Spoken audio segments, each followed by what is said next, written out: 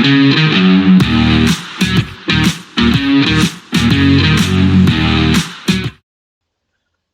welcome back to the Supercoach Nuff channel. In this video we're going to do our NRL fantasy preview for round 6 of the 2024 NRL season.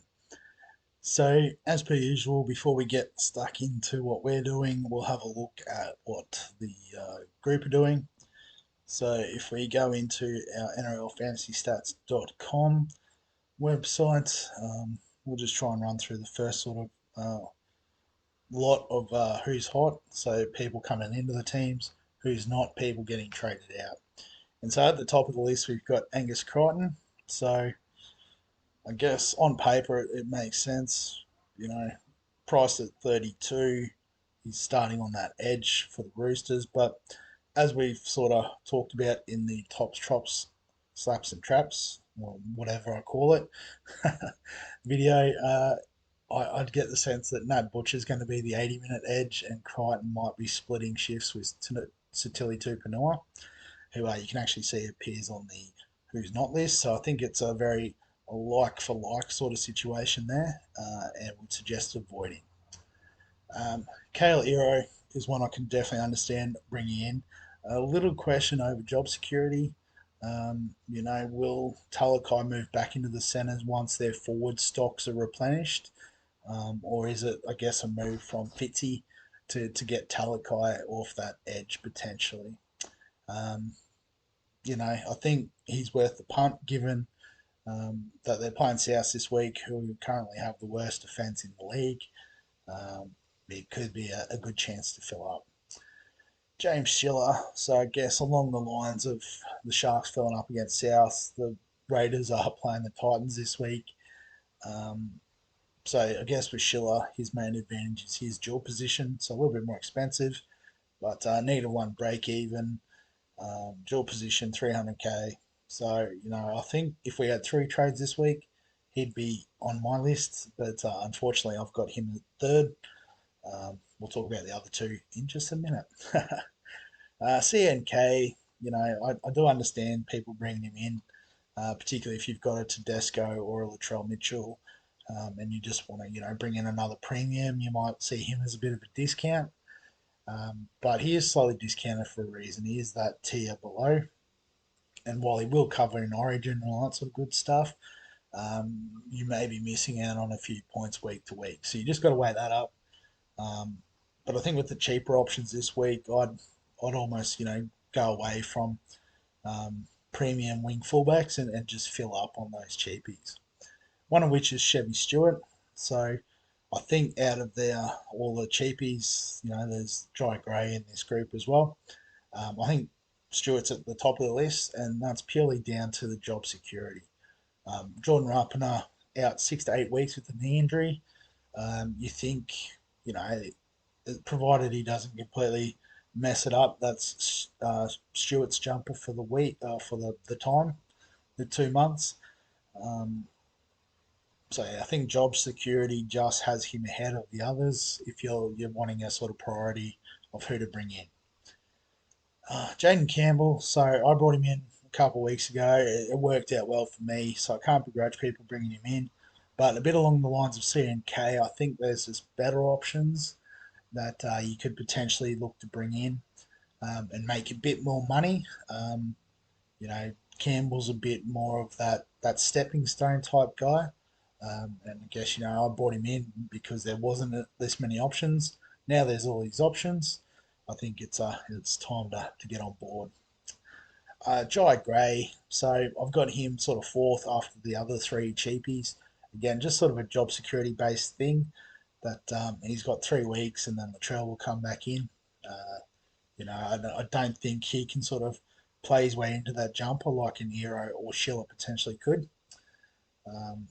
So for that reason, I'd suggest have a look this week, and if he looks good, I'm okay with letting him make a bit of money, and then bring him in next week, and get a couple of rises out of him before he gets moved on. Sean Johnson. So if you want to bring him in, feel free. He's one of those sort of premium elite half options that we can use as captaincy options as well. So, happy for people to bring him in. Nico Hines, same deal.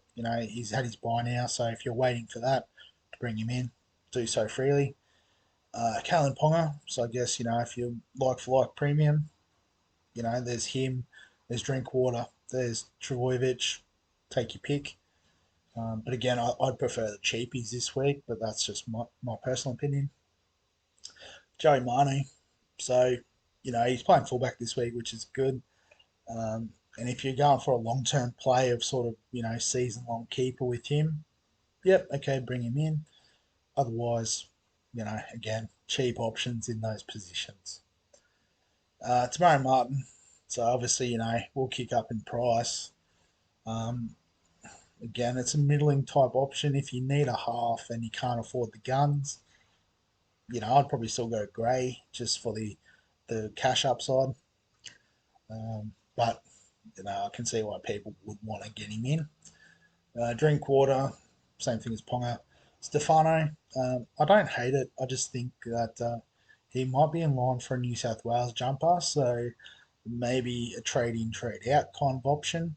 Um, if he doesn't get the nod for Origin in round 13, you could probably bring him in after and he covers the rest of the Origin period. So he's one I'm waiting on, but I can see the hype. And Jerome Hughes, I think if you're bringing him in, just bring in Johnson or Hines instead, just because they've got that sort of more consistent upside with their goal kicking and I guess their ball running as well. Obviously, Jerome Hughes is a ball running half, but the goal kicking just puts these guys up in that next tier.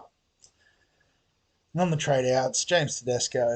So he's only out for 1 week, so I can understand people don't want to lose the value, that sort of thing. Um, so I guess if you're really strong on, he was a stepping stone to a Kalen Ponga or a Scott Drinkwater, okay, cool. Here's your chance. But if you can avoid it, I'd hold. And he's going to come back next week and probably with a point to prove. Dane Mariner, so out with a back injury, not sure of the length of it, but I think with all the cheapies, it makes sense to move him on. Blaze Talangi, so I guess, he has made us a bit of money. Um, so I think, he's probably one I will trade out this week, so I can't really criticise anyone, but I guess if there's stronger candidates, you could trade them out. Latrell out for 3 weeks, so I think, yep, you can cut him. Joe Chan, looks like he's lost his spot, unfortunately, with that injury. So I think, yeah, with these cheapies this week, this is the best time to get out of him. Blake Taff, I think he's only out for 1 week, and then he probably has a bit more money to make. So if you can hold, I'd suggest holding. Tupanua, I talked about before, no value, cut. Brendan Piakura, I mean, if you've held him this long, I think you try to stick it out. Maybe you've just been waiting for these cheapy options, which in that case, okay, cool. Now's the time to make your money. But yeah, I think he's one that you could potentially hold and cut elsewhere. Adam Reynolds, so I guess, we talked about the goal kicking halves. He's not a running half, so I think you can cut him okay. Rapana with his long term injury is a safe cut. Fino, I think he's only HIA from memory, so I'd hold if you could, because he's doing all right. Dom Young, I think's a cut. Herbie Farnworth, not sure how long he's out for, but I think he might be long enough out that's worth cutting. Isaiah Yo is a massive hold. He's only out because of the bye. He's the highest scoring player in the game from memory. Um, yeah, so third highest average and has played all the games, so I'm going to call it. So yeah, hold Isaiah Yo. And Ruben Garrick's another hold too, should only miss 1 week. And there's probably a keeper in that centre spot. So if you've got him, I'd hold. And we won't do captains because the captains aren't updated until after the lockout. So in terms of trades this week, we're going to fill up on the cheapies. And I think this is just an opportunity to do a bit of rookie correction. So by that, we're going to get rid of Tongi and we're going to get rid of Chan. And just based on, I guess,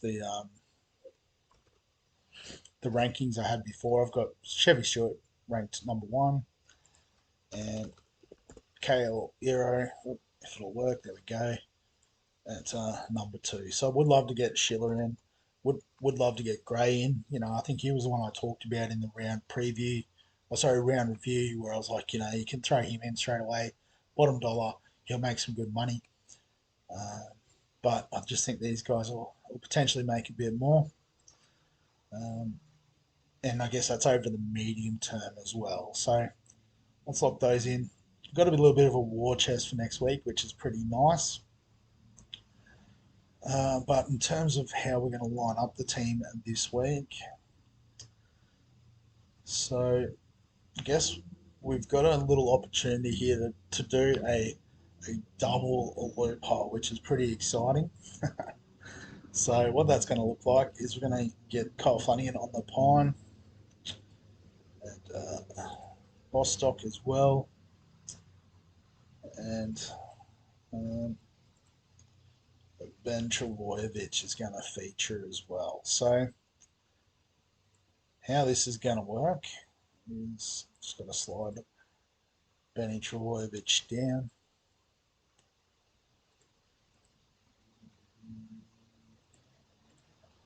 So I guess we're sort of planning to bank the team as is here. So Grant, Murray, Cotter, Curran, Finney Fuiaki, and Blue on the edges. Hines, Strange, Ero, Kiraz. So pretty comfortable with all these guys playing. Same with our bench. So I think Jamin Salmon is in line to play big minutes with Kurt Mann out this week. Bailey Hayward, who's sort of replacing Mann in the 14, is definitely more of a hooker or halves cover if we need to cover a back. And Sam Hughes, I think, will get more minutes. There was a bit of chat about Max King maybe missing. So that just only, sort of further reduces their middle stocks.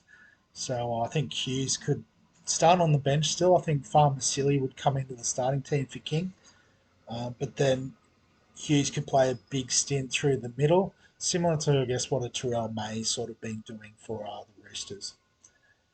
But what that leaves us with is, these three guys on the bench, and we can't really sort of pick or who do we want in our starting team. So what we can do is we can sort of set up this double loophole here with Galvin and Cleary.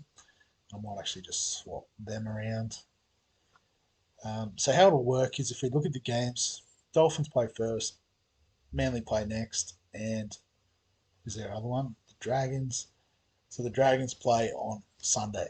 So how this will work is I need to push Bostock up because Bostock will play first. So, if Bostock goes well, and I'm probably going to set the target at about a 30 mark, just because, these teams are playing against, the Broncos, the Warriors. So, not expecting a lot from these two in particular. And Flanagan, against the Tigers, it could be a bit hit or miss. We don't know. But essentially, how this will work is if Bostock's, all good to go, we leave the team as is, and assuming there's no other injuries, it'll be Bostock will become our fourth interchange. If we look at it and say, okay, Bostock's flopped, what we'll do is we'll swap Travojevic up into position 5. And then Travojevic will play on the Saturday. If he goes good, all right, that's cool. Cleary will stay there and we'll get that score. If he flops as well, we just take Flanagan and put him up there. So, it's a bit of a unique opportunity because also with Galvin, playing late in the week and Cleary on the bye, so Cleary won't be locked out till the last game. But if I just reverse all that, so that's basically how it'll work. So we can, sort of pick and choose the score that we want, and then just I guess if all things go bad, it doesn't matter if Flanagan flops because it's not like we wanted these scores anyway. So that's how we'll set up the bench in terms of the field. Nico Hines, captain. In all formats, we're just locking that in, hoping that he'll go big against South's leaky defence. And I'm going to put the VC on Harry Grant in case of emergency. Against the Bulldogs, like we said, their middles are a bit light on at the moment. So his running game, he could have a bit of a field day. So yeah, so I think that's all of it. You know, Lussick, we can't fit him on the field. I mean, you could put Salmon on the field because he plays earlier in the round, but it's not a big sort of difference really. Hughes, well, yeah, we'll just leave him on the bench. That's fine. So yeah, so that's how the team's going to line up. If we do a little preview of the matchup this week, so I've got the Titanic 2024. So just looking through. So we've got Appy Coruscant in at hooker for Vimal. Hopefully that's how you say it. Got Cam Murray, Sam Hughes matched up. Terrell May, sorry, I think he might bounce back from last week. So he has got Fini Fuyaki as well. Ethan Strange we've got. So Jamal Fogarty against the Titans. I think Hines can cover him, so not too scared of that. Ewan Aitken might be a little difference maker. Sort of I guess hopefully him and Karaz can, or Ero and Karaz can sort of cover Aitken and Burbo. And again, the wing fullbacks is where I'm a bit light on. You know, this pretty stacked back three, very scary. So just looking at the rest of the team, may come down to that, similar to last week. And then on the bench, so Danny Levi is, I think, another one that could go well against the Titans. Reece Robson's very strong in the hooker position. Tupanua, well, okay, I'm not most scared of. And you'd imagine there'd be some sort of trade here. So, might match a Chevy Stewart or an Iro, or could go with a James Schiller. So, yeah, it should be fairly close, but I would have the advantage to um, Vimal at this point in time. But yeah, that's about all for the fantasy round six preview. So as always, if you've got any questions, comments, thoughts, feel free to get them below this video. Give us a like if you enjoy the fantasy content. As always, subscribe for all the fantasy sports content on the channel. And other than that, we'll catch you in the next one.